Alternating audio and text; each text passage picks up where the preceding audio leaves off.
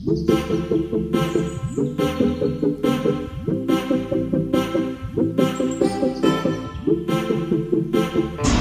the teachers. Radhe Shyam करो। whose rituals are found. Radhe Shyam, Radhe Shyam, Radhe Shyam, Radhe Shyam,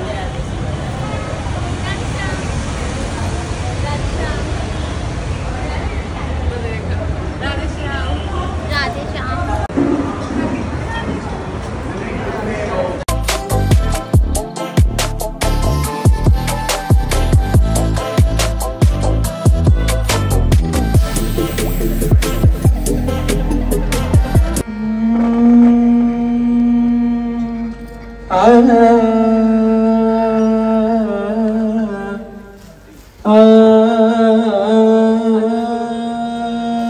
From the reverend speakers, how in the modern days and times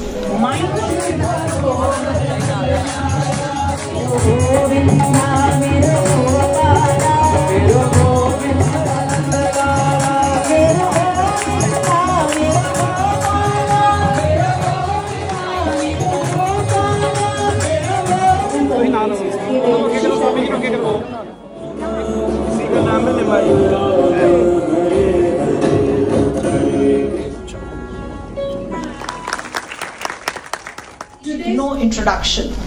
Still, before moving on, I would like to welcome our special guests for the evening, our revered Shri Pundarik Goswami ji and Shrimati Renuka Pundarik Goswami, emphasizing on inner peace, self-understanding and compassion.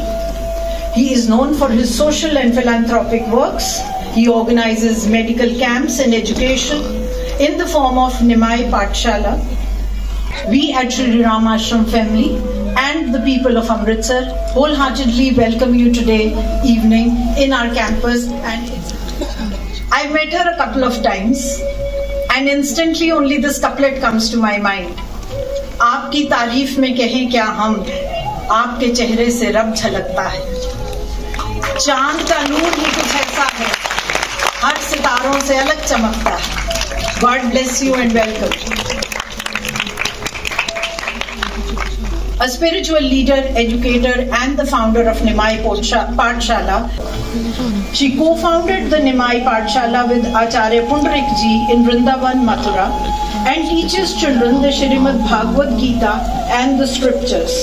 She has transformed more than 1 lakh lives and has provided free Vedic and humanitarian education. The sacred Bhagavad Gita and moral guidance is given. Ma'am, it is our deep pleasure to welcome you in our campus today. हमारे लिए ये गर्व का विषय है कि आज हम एक ऐसे विभूति का सम्मान करने जा रहे हैं जिनकी आवाज केवल संगीत नहीं है, वो एक आत्मिक अनुभव, एक संघर्ष की कहानी और एक भक्ति से भरी साधना है। राष्ट्रपति पुरस्कार से सम्मानित तेजस्विनी दीदी का जीवन कोई आम कहानी नहीं है। जहां दुनिया ने उन्हें सीमाओं से बांधना चाहा, वहां उन्होंने अपने सपनों को एक नई उड़ान दी। आज की पीढ़ी के लिए तेजस्विनी दीदी एक जीवंत मिसाल है। उनके जीवन में सबसे बड़ा योगदान उनकी माता का है। अगर वे हार मान लेती तो आज हम तेजस्विनी दीदी को शायद नहीं सुन पाते। तेजस्विनी दीदी का जीवन कहता है, मैं चल नहीं सकती पर मेरी आवाज उड़ सकती है, मैं गा सकती हूँ क्योंकि मेरे सुरों में प्रभु का नाम है। श्री राधा रमन लाल की जय।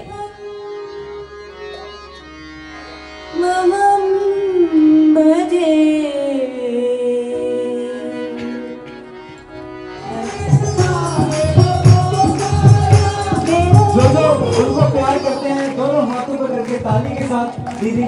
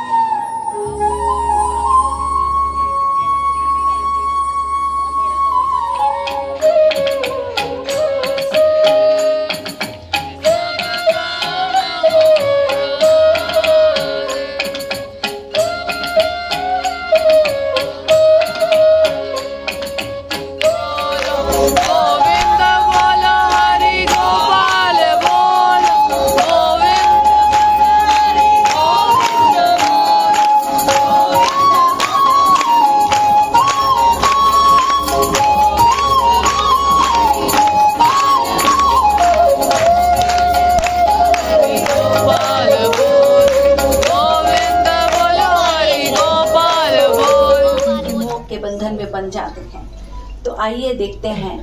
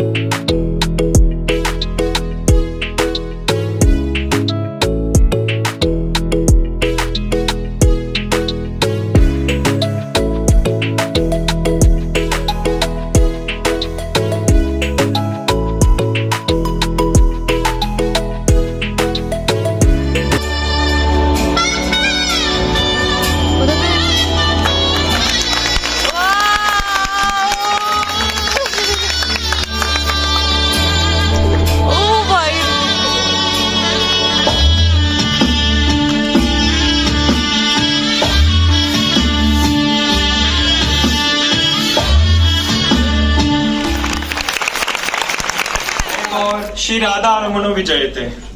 आप सभी वैष्णव जनों का निमाई पाठशाला के सत्र में स्वागत है। निमाई पाठशाला एक ऑनलाइन निःशुल्क सनातन धर्म की एक पाठशाला है जिसे श्री पुंडरीक महाराज जी द्वारा रेणुका पुंडरीक गोस्वामी जी ने शुरू किया था।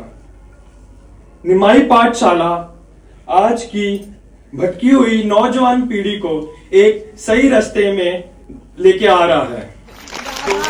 लाल की जय, सद्गुरुदेव भगवान की जय, दादी माँ की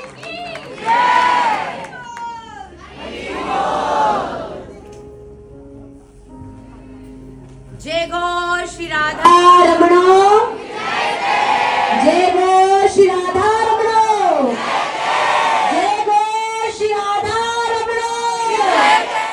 वंदेहम श्री गुरौ श्रीयुतपदकमलं श्रीगुरुन् वैष्णवांश्च श्रीरूपं साग्रजातं सहगण रघुनाथान् वितं तं सजीवं साद्वैतं सावधूतं परिजनसहितं कृष्णचैतन्यदेवं श्रीराधाकृष्णपादान् सहगण ललिता श्री विशाखान्वितांश्च।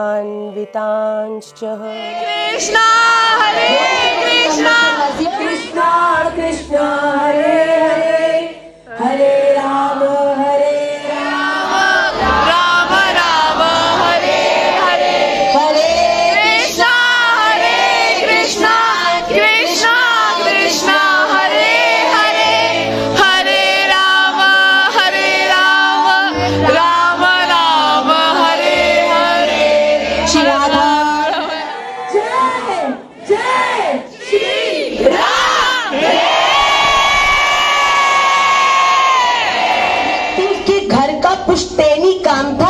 का। उसने कभी भी और कोई दुकान को देखा ही नहीं था। क्यों? क्योंकि उनके घर में एक बड़ी विचित्र परंपरा थी। और वो परंपरा क्या थी कि उनके घर में कोई भी व्यक्ति नए कपड़े नहीं सिलवाता था।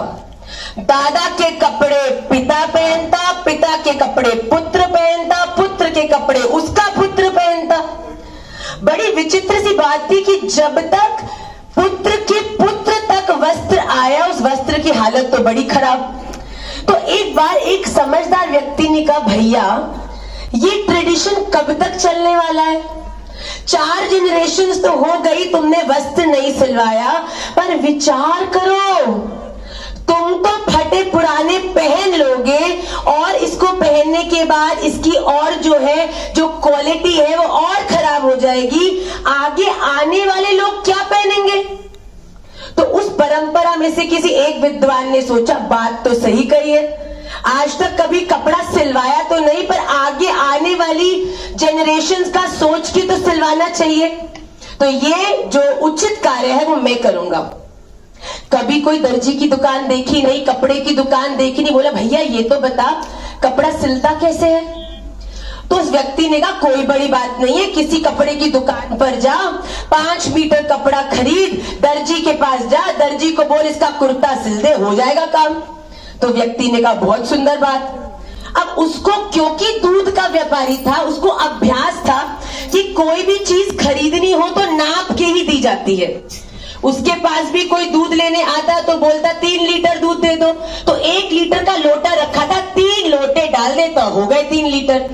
तो जैसे उस व्यक्ति ने कहा ना 5 मीटर कपड़ा लगेगा, तो समझ गया कि नापने के लिए यंत्र चाहिए। तो जैसे ही कपड़े वाले की दुकान पर गया, बोला, भैया कपड़ा सिलाना है। कपड़े वाले ने बोला, हाँ जी भैया कितना कपड़ा चाहिए? कहता 5 मीटर। तो कपड़े वाले ने एक लंबा सा फुटा निकाला, स्केल, उससे कपड़ा नापने लगा। अब ये दूध के व्यापारी ने बाल खुजाने चालू करे कि ये क्या कर रहा है। उसने बोला, भैया क्या करता है? कह रहे, भैया 5 मीटर नाप रहा हूं। कहता, ये तो गलत बात है, तू ऐसा कर, मेरे लोटे से नाप।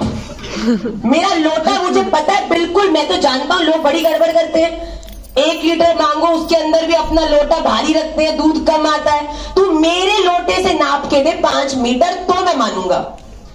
कपड़े वाले दर्जी ने कहा, भैया भाग रहा है क्या? मतलब तुझे मैं 5 मीटर कपड़ा लोटे से कैसे नाप दूं? 5 लीटर दूध बोलता तो नाप सकता था, पर 5 मीटर कपड़े के लिए तो फुटा ही चाहिए, स्केल ही चाहिए। तो उसने बोला, नहीं नहीं मैं नहीं मानता, तू लोटे से ही नाप, लोटे से ही नाप। उस व्यक्ति ने कहा, भैया मेरे हाथ जुड़े, इस लोटे से तो कपड़ा नहीं नाप सकता, तू कहीं और चला जा। वो व्यक्ति इतने लोगों के पास गया, फिर भी कोई उसके लोटे से 5 मीटर कपड़ा नहीं नाप पाया, क्योंकि कपड़ा नापने के लिए तो भैया फुटा ही चाहिए। दूध नापने के लिए फुटे का कोई रोल नहीं है।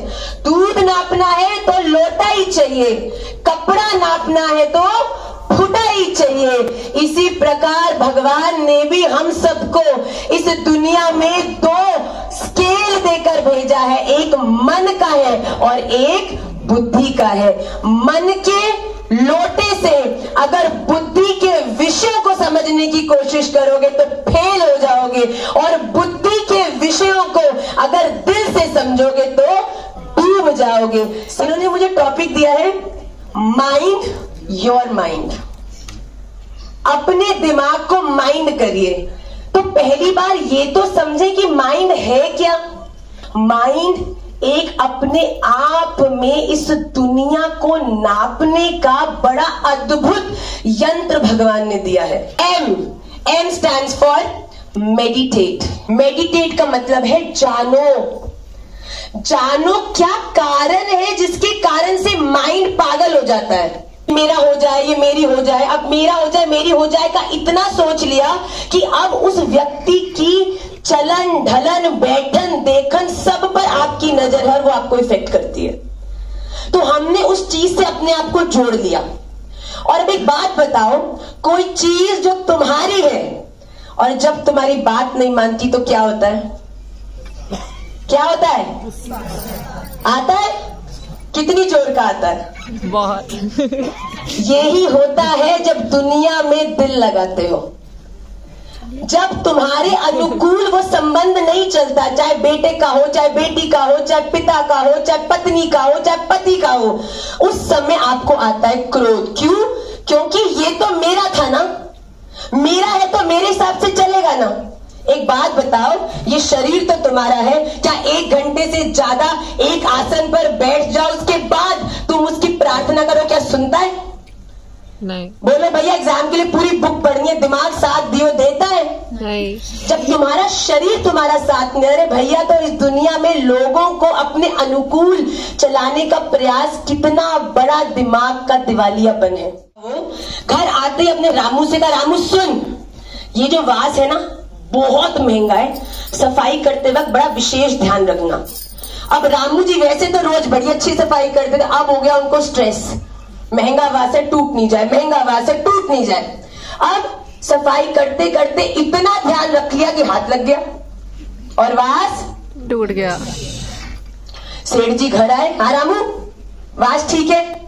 बाबूजी मुझे माफ कर दो, वास तो टूट गया। बाबूजी के तो पैरों तले जमीन खिसक गई, क्या तूने वास तोड़ दिया?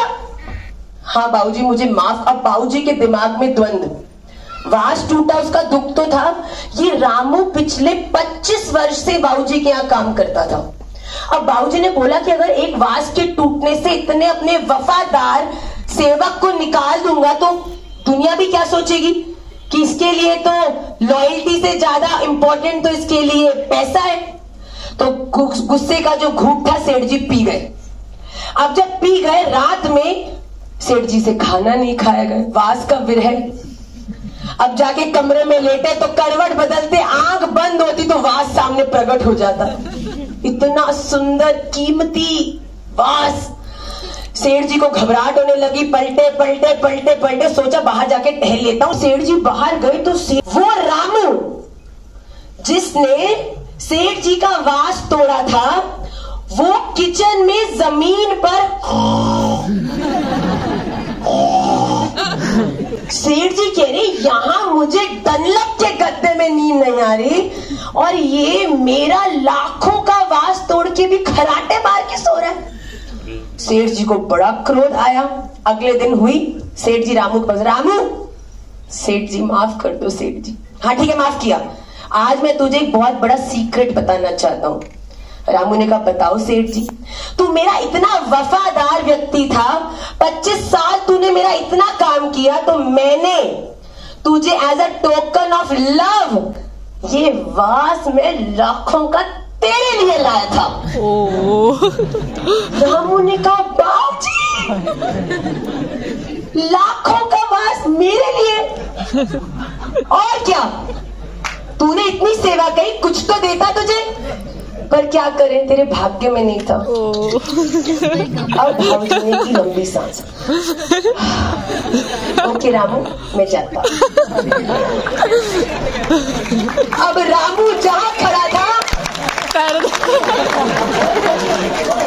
मेरे लिए लाखों का वास आया, तोड़ दिया। पत्नी ने कहा कुछ खा लो, लाखों का। रामू इधर उधर गए, बुखार आ गया, डॉक्टर के लिए जाना पड़ा। शाम को सेठ जी आए तो रामू तो बिल्कुल अस्पताल होके वहां दवाइयां खाता था। सेठ जी आज बड़े, वास तो मेरा था ही नहीं। आप सब हंस रहे हैं पर बात बड़ी गंभीर है भैया। जिसका वास है रोना तो उसे ही पड़ेगा। गुस्सा आता है, गुस्से में व्यक्ति पागल हो जाता है। उसको कोई नहीं समझ आता कौन सामने खड़ा है, कौन सामने नहीं खड़ा, कौन देख रहा है, कौन नहीं देख रहा। उसके मन बुद्धि पे जो कुछ उसके मन में आता है वो बोल देता है। अपने सबसे बहुमूल्य रिश्तों को भी उस क्रोध के कारण खो देता है। क्रोध इतना ज्यादा डरावना है। शांत होते हो तो क्या पता चलता है, actually I didn't mean to say that. अच्छा सॉरी ना, गुस्सा आ गया था यार, अच्छा सॉरी, आगे से नहीं बोलूंगी भैया, but the damage is done. Meditate का मतलब है अपने आप से पूछना, क्या ये सच में मेरे लिए हितकारी है? क्योंकि जितनी चीजों से इस दुनिया में जुड़ते जाओगे, दिमाग से सोचो, क्या ये सच में मुझे चाहिए? क्या आज इसको अपने से जोड़ के कहीं आने वाले कल में मैं स्ट्रेस तो नहीं पालने वाला? उसके बाद आता है I. I stands for inspiration. कोई अच्छा थॉट आए ना, उसके बाद उस थॉट को इंस्पायर करो। क्या बोल के? हाँ मैं ये कर सकता हूं। एक बार दो फ्रॉग्स जंगल में जा रहे थे, जाते जाते दोनों एक बहुत डीप खड्डे में गिर गए, और दोनों इतनी डीप गिर गए कि बाहर निकलने की कोई संभावना नहीं थी। एक फ्रॉग ने उसी समय डर के मारे, उसको हार्ट अटैक आया और वो मर गया। दूसरा फ्रॉग वेट करता रहा, बहुत बार कोशिश करी, ऊपर नहीं आ पा रहा था। इतने में ऊपर से कुछ और दोस्त फ्रॉग उसके आ गए। उन्होंने ऊपर से देखा और कहा, भैया बचेगा नहीं तू, हमें बड़ा दुख है, तू कोशिश कर ले पर बचेगा नहीं बचेगा। जैसे जैसे लोग ऊपर से चिल्ला रहे हैं, नीचे बैठा वो फ्रॉग और जोर से ऊपर आने की कोशिश कर रहा है, उछल रहा है। जैसे ही एक बार उस व्यक्ति ने बोला, अरे क्यों ट्राई कर रहा है, मर जाएगा, उस फ्रॉग ने ऐसी छलांग लगाई कि वो बाहर आ गया। सारे लोग हैरान कि भाई तुझे तुम इतना डिमोटिवेट कर रहे थे, तू आ कैसे गया? उस फ्रॉग ने प्रणाम किया और चल दिया, कुछ नहीं बोला। इतने में उस फ्रॉग के कुछ और दोस्त पीछे से आ रहे थे, मेंढक के, और उन्होंने बोला, भाई तेरे दोस्त गड्ढे में गिरा, हमने इतना बोला मर जाएगा, वो फिर भी कोशिश करता रहा, क्यों? कहता भाई तुम्हें पता नहीं है? तो बाकी ने बोला, क्या नहीं पता? बोला, अरे भैया ये तो गूंगा बहरा है। तुम कह रहे थे मर जाएगा, नहीं आ पाएगा, और वो सोचता था ऊपर वाले कह रहे आ जाएगा, हम खड़े।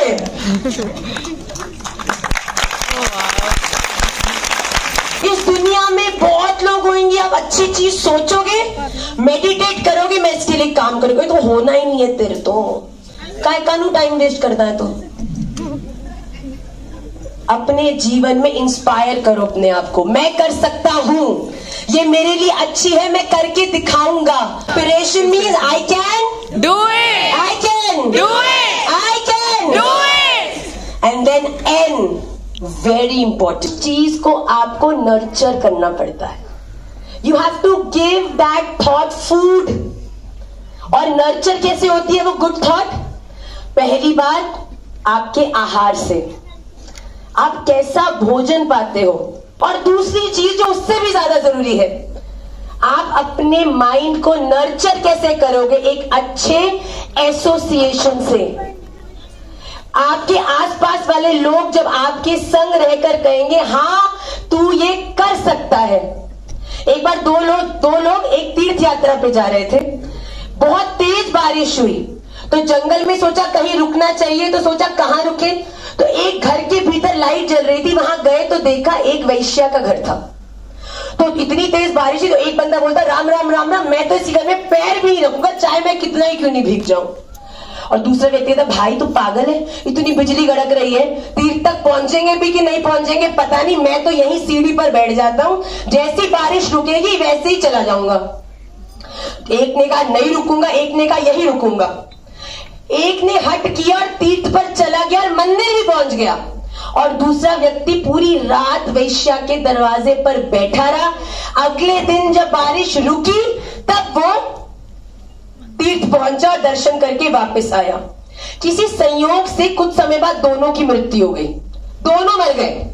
और जब मरे तो आपको आश्चर्य होगा जानकर, जो वैश्या के दरवाजे पर बैठा था ना, उसको स्वर्ग मिल गया, और जो मंदिर गया था उसको नर्क मिला। तो जैसे ही बोला भैया ये कैसा आपकी, ठाकुर जी ये कैसी आपकी लीला है, मैं तो मंदिर गया और मुझे नर्क, और ये तो वैश्या के दरवाजे पर बैठा रहा इसको स्वर्ग, ऐसा क्यों? तो भगवान ने कहा भैया एसोसिएशन का मतलब ये नहीं होता कि आपके घर में आपके संग कौन रह रहा है। एसोसिएशन का अर्थ होता है आपके जीवन में किस व्यक्ति विचार से आप प्रभावित हैं, जो आपके जीवन में आपके निर्णय लेने में आपके सहायक होते हैं। हो सकता है घर में रहने वाले माता पिता बिल्कुल प्रतिकूल हो, पूजा पाठ नहीं करने देना चाहते, पर वो आपका एसोसिएशन नहीं है। आपका एसोसिएशन है संत गुरु वैष्णव, जो आपको इतनी प्रतिकूल स्थिति में रहते हुए भी हमेशा राधा रमन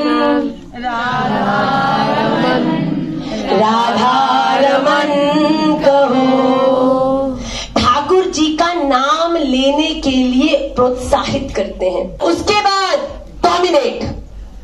अब दुनिया कुछ भी बोले, जो मैंने ठान लिया वो तो मैं करके ही दिखाऊंगी। सुनो सबकी पर करो अपने मन की, सुनो सबकी पर करो अपने मन की। एक बार एक व्यक्ति ने अगरबत्ती की दुकान खोली। एक रैंडम व्यक्ति उसके पास आया, बोला भैया तूने क्या बोर्ड लगा रखा बाहर? कहता मैंने लिखा है मेरी दुकान में बड़ी सुंदर सुगंधित अगरबत्ती मिलती है। क्या तू पागल है? बोला क्यों?